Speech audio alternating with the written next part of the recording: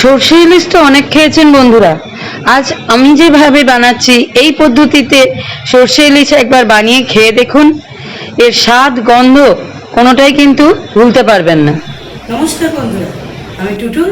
আমার টুটুল কিচেন চ্যানেলে আজকে আমি আবার চলে এসেছি আপনাদের সামনে আরও একটা দুর্দান্ত স্বাদের নতুন রেসিপি নিয়ে।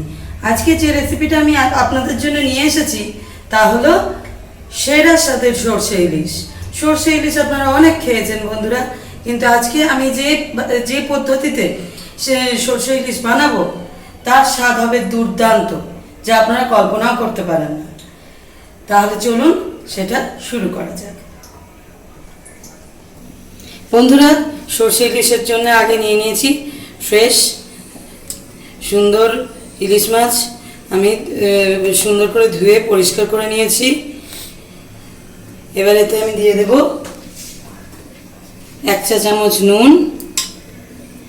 1 চা চামচ নুন দিয়ে দিচ্ছি। একটু নুন দিয়ে দিলাম।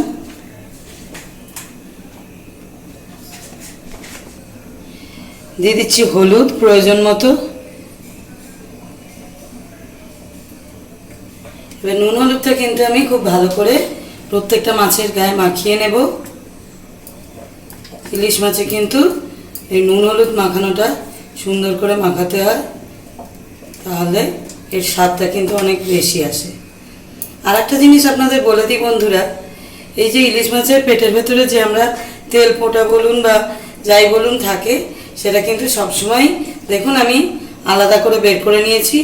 মাছওয়ালারা কিন্তু ওইটা ওই তেলটা বলুন বা যাই বলুন ইলিশ মাছের পেটে থাকা অবস্থাতেই ওরা পিস পিস করে দেয়, কিন্তু ওটা সমেত কিন্তু আপনারা কখনোই ভাজবেন না। ভাজলে কিন্তু একটা স্মেল আসে, সেই স্মেলটা কিন্তু ভালো স্মেল লাগে না। ওই জন্যে পেটের ভেতর থেকে কিন্তু ওইগুলো বের করে তারপরে কিন্তু মাছের পিসগুলো ভাজবেন। দেখুন আমিও কিন্তু প্রত্যেকটা মাছের পেট থেকে বের করে ভেতরটা কিন্তু ভালো করে ধুয়ে নিয়েছি, নাহলে কিন্তু একটা গন্ধ থাকে। ওগুলো না বের করে যদি ভেতরটা না ধোয়া হয় তাহলে কিন্তু ইলিশ মাছের ভাজা দিয়ে একটা মিষ্টি গন্ধ বের হয়, আর তাতে স্বাদটাও কিন্তু ভালো হয় না। আর আমরা মনে করি মাছটা বুঝি ভালো নয়, তাই বোধহয় স্বাদটা ভালো হয়নি। এভাবে দেখুন প্রত্যেকটা মাছকে ধরে ধরে আমি সুন্দর করে হলুদ মাখিয়ে নিচ্ছি। বন্ধুরা, মাছটা কিন্তু আমি সুন্দর করে নুন হলুদ মাখিয়ে নিয়েছি। অন্যদিকে দেখুন আমি কড়াই তেলও গরম হতে দিয়ে দিয়েছি। তেল কিন্তু আমার গরম হয়ে গেছে। এবার কিন্তু আমি মাছগুলো একে একে ছেড়ে দেব তেলে।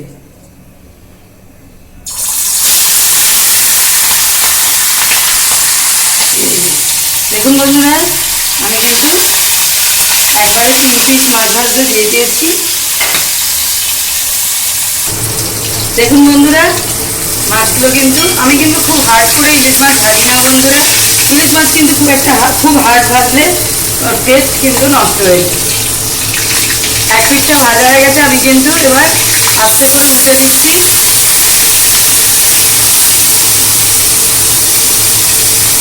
দেখুন বন্ধুরা, মাছগুলো কিন্তু আমার ভাজা কমপ্লিট হয়ে গেছে।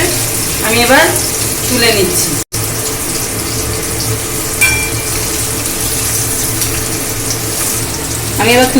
মাছগুলো।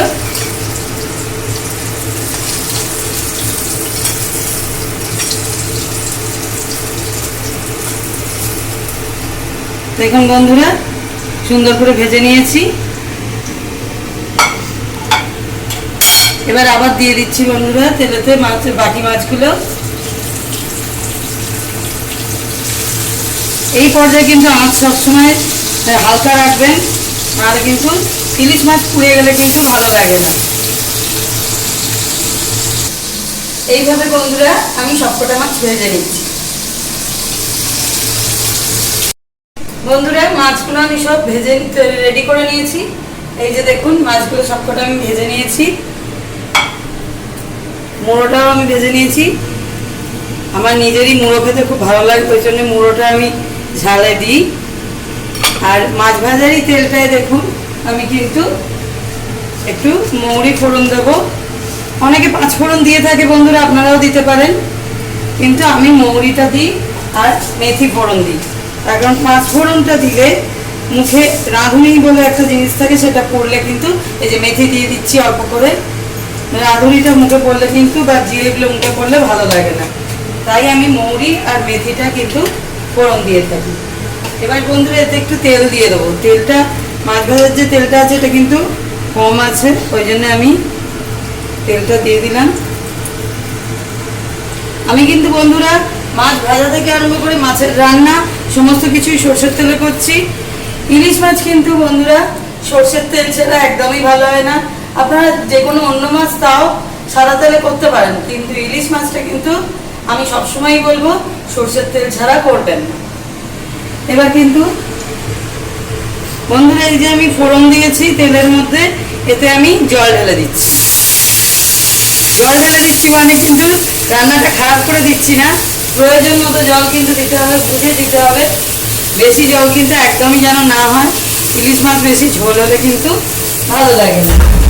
জলটা ঢালার পর কিন্তু এই রেসিপিতে আমি হাফ চামচ নুন অ্যাড করেছিলাম বন্ধুরা, সেটা কিন্তু ভুলক্রমে ভিডিওয় তুলতে মিস হয়ে গেছে, তাই আপনাদের জানিয়ে দিলাম। এবার এই জলেতে আমি দিয়ে দেবো একটু হলুদ।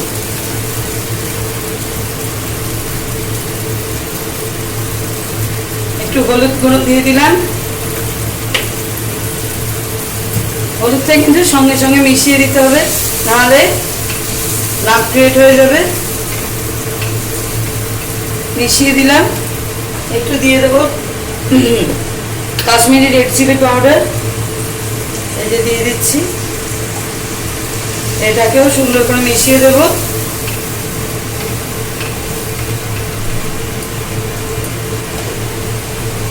এবার বন্ধুরা এই যে মাছগুলো দেখুন ঝোল কিন্তু আমার ফুটে উঠেছে, আঁচটা কমিয়ে দিচ্ছি।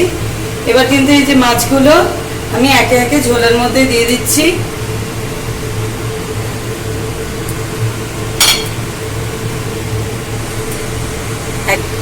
সব মাছই ঝোলের মধ্যে দিয়ে দিলাম।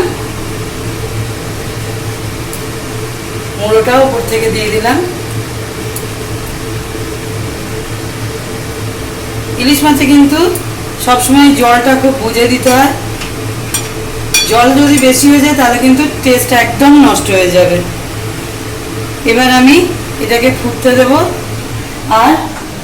আর যেটা করব সেটা হচ্ছে উপর থেকে এই 4টে কাঁচা লঙ্কা আমি ছড়িয়ে দেব, দিয়ে আমি কিন্তু চাপা দিয়ে মাছটা ফুটতে দেব। এবার আমরা সর্ষেটা বেটে নেব। সর্ষে ইলিশের জন্য বন্ধুরা সর্ষে তো মাস্ট, তাই আমরা এবারে সর্ষেটা বেটে নেব। বন্ধুরা দেখুন আমি নিয়ে নিয়েছি কালো সর্ষে,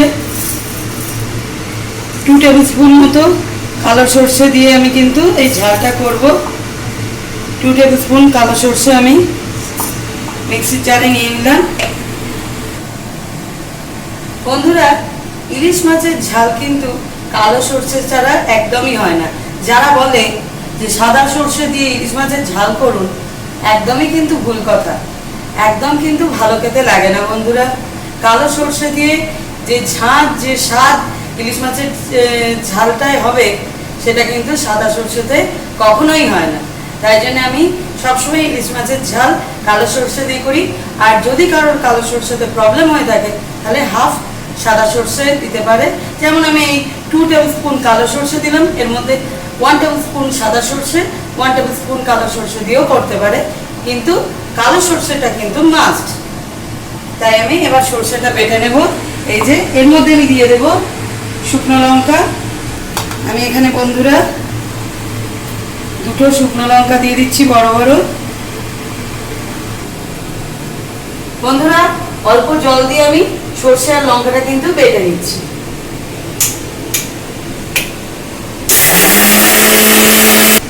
বন্ধুরা দেখুন সর্ষেটা আমি সুন্দর করে বেটে নিয়েছি, সর্ষে লঙ্কা সুন্দর করে বেটে নিয়েছি। দেখুন বন্ধুরা মাছের ঝোল কিন্তু কমে আসছে। এবার আমি সর্ষেটা অ্যাড করব।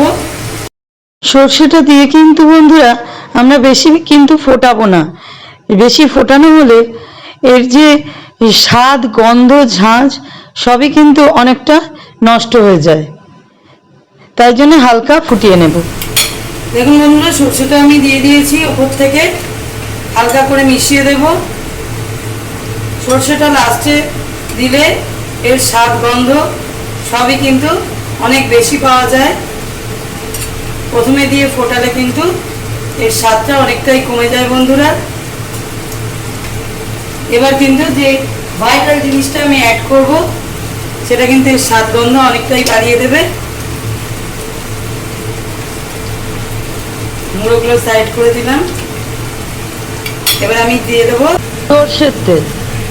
আমি 2 টেবিল স্পুন পর্যন্ত সরষের তেল কিন্তু এতে অ্যাড করে দিলাম। দেখুন বন্ধুরা, আমার এই ইলিশ মাছের সর্ষে ইলিশ কিন্তু একদম রেডি। দেখুন ওপরে তেল ভাসছে, এত সুন্দর সুগন্ধ বেরোচ্ছে আর দেখতে এত লোভনীয় লাগছে যে কি বলবো বন্ধুরা।